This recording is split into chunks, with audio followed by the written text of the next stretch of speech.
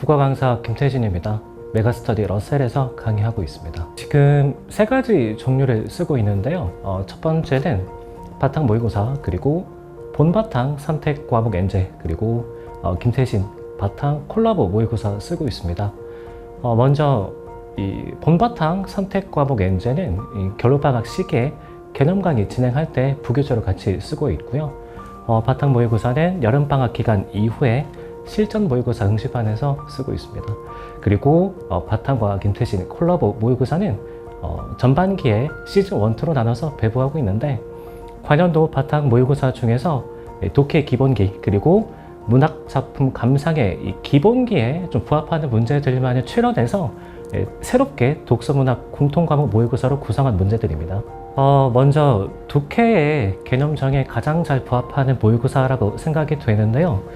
독해라는 건 글을 읽고서 뜻을 이해한다는 의미를 갖고 있죠. 그래서 먼저 개념정에 관련해서 문장의 주성분들을 잘 챙겨 읽었느냐, 그리고 일문단의 문제 제기에 잘 집중하고 있느냐, 그러면서 문학작품 같은 경우에는 보기에서 주어지는 외적 증거를 잘 활용하고 있는지, 그리고 직접 제시된 내면을 잘 파악하고 있는지를 학생 입장에서 너무 과도하지 않게 적절하게 잘 물어보는 모의고사라고 생각해서 선택하게 되었고요. 또 한 가지 이유는 선택 과목이 좀 까다롭게 나온다는 점이 만족스러워서, 정확하게 얘기하자면 현재 평가원의 출제 경향에 잘 부합하는 난도를 갖고 있다. 사실 최근에 선택 과목이 수능에서 살짝 어렵게 출제되고 있잖아요. 그래서 조금 어렵게 준비하는 게 맞지 않나 싶습니다. 일단 적절하다라는 의견이 굉장히 많은데, 글을 읽을 때 깔끔하다라는 평가가 주를 좀 이루고 있고요.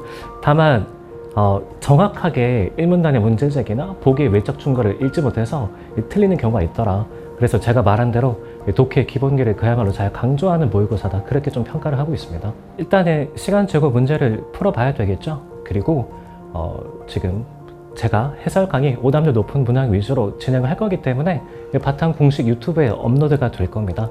그래서 그 해설 강의를 참고해 보시고, 그 강의에서는 제가 관련 있는 기출문제도 같이 엮어서 해설하고 있으니까 여러분이 갖고 있는 기출문제집과 같이 함께 활용해서 강의를 보는 것도 가능하고요. 그 다음에 정말 중요한 내용은 그 해설 강의 학습까지 끝난 다음에 본인이 전체적으로 시험지 지문들을 차분하게 다시 읽어보는 과정, 그러면서 성찰의 시간을 갖는 게 가장 중요하다고 생각이 됩니다.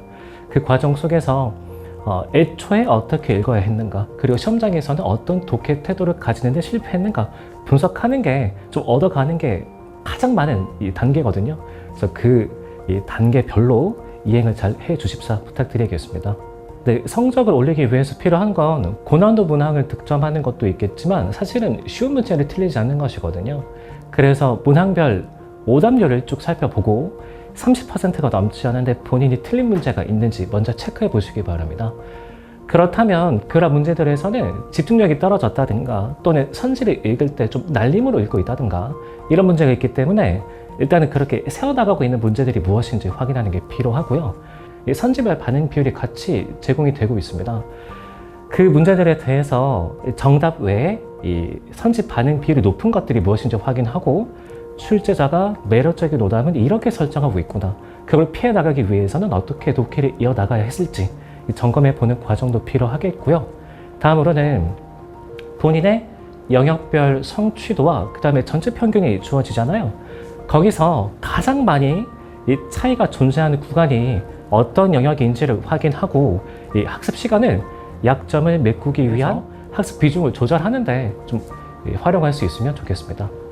근데 아무래도 가장 뼈대가 되는 건 기출 분석과 실전 모의고사 응시겠죠. 거기에 하나 더 덧붙인다면 EBS 연계교재 학습 정도를 생각해 볼 수 있을 듯한데, 먼저 기출 분석은 그냥 시간 재고 그 다음에 문제를 풀고 정답 해설을 읽어보고 이렇게 의미 없이 진행하기보다는 문장을 또박또박 읽어보고 그 뜻이 무엇인지 새겨보고, 이 제재별 그리고 관례별로 이 명시적인 독해 태도를 세우는 게 중요합니다. 그래서 인문 철학 지문을 읽을 때는 패러프레이징이 굉장히 많이 되는구나, 그리고 법경제 지문을 읽을 때는 조건의 파악 또는 인과관계의 파악, 이런 것들이 중요하구나, 과학기술 지문을 읽을 때는 이 정보의 시각적인 처리, 이런 것들이 중요하구나, 그리고 문학 문제 풀 때는 외적 충고의 확인이 정말 중요하구나. 이런 것들을 좀 명시적으로 정리해서 이 노트에 단권화를 해놔야 나중에 실전 모의고사 응시할 때 그 태도를 바탕으로 이 새로운 문제를 풀 수 있는 거거든요. 그리고 EBS 연계교재 학습 같은 경우에는 출시될 때마다 그때그때 맞춰서 좀 가볍게 교재를 여러 번 읽어보고 문제를 풀어보시기 바랍니다. 그러지 아니하면 이게 양이 워낙 방대하기 때문에 1년 내내 EBS에만 좀 집중하게 되는 그런 문제가 발생할 수 있고요. 그 다음으로 하위권이라면 아마 연초에 수능 문학에서 약속하는 개념들이 있거든요. 그래서 문학 개념화 학습을 좀 추가해주는 게 필요하겠고, 그리고 학생들의 하위권 학생들의 특징이 뭐냐면 바로 어휘력이 약하다는 겁니다. 그래서 고전 소설이라든지 고전 시가에서 요구하는 필수 어휘 암기 이런 것들이 좀 먼저 진행이 돼야 되겠습니다. 그리고 상위권 학생이라면 하반기에 이미 어느 정도 실력이 갖춰진 상태일 테니까 낯선 비기출 문제에 대한 적응 훈련 이런 과정을 좀 추가적으로 이미 바탕에서는 본바탕 독서편, 문학편 이렇게 교재가 나오고 있으니까 그런 것들을 활용해서 낯선 지문에 대한 적응 훈련 이런 것들을 추가로 진행하면 되지 않을까 생각합니다. 이번 구평은 실력 점검의 기능은 거의 없다고 봐야 되겠죠. 변별이 거의 안 됐는데 하나 이제 말씀드리고 싶은 건 공부를 많이 해서 후회된다라는 말을 하는 학생은 없다라는 겁니다. 2019년 9월달 모의평가 1컷은 97점이었고 그해 수능날 1컷은 또 84점이었거든요. 그리고 한 가지 더 예를 들어보자면 22학년도 9월달 모의평가 화작 기준 1컷은 100점이었습니다. 하지만 여러분들도 익히 알고 있듯이 22년 수능날 화작 기준 1컷은 뭘 틀렸는지에 따라서 조금 다를 수는 있겠습니다만 대략 원점수 85점 정도로 나왔거든요. 그러니까 좀 앞선 사례들을 생각해 보면 적어도 올해 6모 정도의 기준을 두고서 좀 어렵게 준비하는 게 맞지 않을까 생각은 합니다.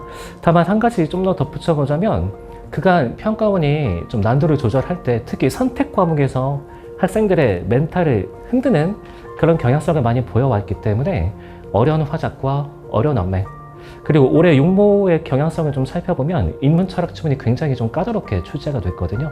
그런 점들을 신경 써야 되지 않을까 제안합니다. 실전 모의고사를 응시할 때는 현장이랑 똑같이 마킹까지 하는 걸 추천합니다. 제가 사실은 예전에는 정확성 위주로 이제 학생들을 안내한 적이 있는데 그러다 보니까 이 실전에서의 리듬감이라는 게 완전히 사라져 버리더라고요. 그래서 이해가 안 되면 끝까지 좀 붙들고 있는 그런 문제점이 생겨서 실전 모의고사 응시할 때는 이 리듬감 여기 집중을 해서 이 최대한 시간을 좀 신경 써가면서 풀 수 있는 만큼 푸는 게 맞지 않을까 생각합니다. 다만 그렇게 되어버리면 이 정확한 읽기 연습이라는 의미가 좀 퇴색되니까 복습하고 그 다음에 분석할 때는 차분히 그리고 꼼꼼히 차근차근히 전 지문을 다시 읽어보는 과정이 꼭 수반이 돼야 되겠죠. 일단 대전제는 다른 과목의 공부에 과도하게 지장이 가서는 안 된다는 겁니다. 주 1회 정도를 추천하긴 하는데요. 전제로 다른 과목의 공부에 시간이 조금 여유가 있다라고 하면 주 2회 정도까지는 괜찮지 않을까 싶습니다. 그런데 그 이상을 넘어서게 되면은 이 복습하고 성찰하는데 시간이 오래 걸릴 수 있기 때문에 자칫하면 이 공부 비중이 너무 국어적으로 쏠리는 게 아닌가 이런 일이 발생할 수 있거든요. 그래서 최대 주 2회 그리고 평균적으로는 주 1회 이렇게 추천하겠습니다. 두 가지 정도를 생각해 볼 수 있겠는데요. 일단 저는 수험생 시절로 한정한다면 내가 가고 싶어하는 대학에 이미 다니고 있는 학생들은 이때 어떻게 행동했을까를 많이 생각해 봤습니다. 그래서 실제로 저는 그 당시 서울대학교를 목표로 했기 때문에 교정에 몇 번 찾아가기도 했었는데요. 그때 교정에 돌아다니는 학생들을 보면서 이런 생각이 들더라고요. 저 학생들은 내가 이렇게 슬럼프를 겪을 때 그걸 아무렇지 않게 그리고 여기에 다니고 싶어 한다면 이겨야 된다라고 판단했겠지. 그러니까 그 다음부터는 모든 생각의 기준이 나는 과연 내가 가고 싶어하는 대학의 학생답게 공부하고 있는가 이렇게 생각을 하게 되더라고요. 그래서 웬만한 그런 슬럼프에도 좀 흔들리지 않고 견디게 된 계기가 됐었고 두 번째는 그냥 공부하거나 그냥 집중합니다. 그래서 어떤 생각하지 않고 몰입하다 보면 어느샌가 또 관성이 붙어서 그 일에 몰입하고 있더라고요. 그래서 이 두 가지를 좀 신경 써서 멘탈 관리를 하는 편입니다. 당황은 아무것도 해결해주지 않는다라는 사실을 꼭 명심해주기 바랍니다. 특히 국어 같은 경우에는 글이 튕긴다라고 느껴지는 순간 학생들이 많이 당황하게 되는데요. 그럴 때일수록 문장 읽기의 기본기에 집중해서 주어는 제대로 찾았는지, 서술어 제대로 찾았는지, 수식어구의 의미를 제대로 이해했는지, 보기에서의 외적 존거를 역시 제대로 읽었는지 집중하다 보면 한 문장 한 문장을 읽다 보면 또 가속도가 붙어서 금방 이 독해에 탄력이 붙거든요. 그래서 여러분 꼭 당황하지 않도록 합시다. 글튕김 현상은 문장 읽기의 기본기로 해결할 수 있습니다. 네, 김수현 작가의 나는 나로 살기로 했다 해서 제가 좋아하는 구절입니다. 과거를 돌아볼 때 필요한 건 후회가 아니라 평가이고 미래를 내다볼 때 필요한 건 걱정이 아니라 판단이다. 여러분 이미 지난 과거에 대해서 후회가 아니라 성찰로, 그리고 앞으로 다가올 미래에 대해서 걱정이 아닌 구체적인 계획으로 남은 시간 잘 마무리해 주시길 바랍니다. 여러분의 합격의 기쁨을 진심으로 응원하겠습니다.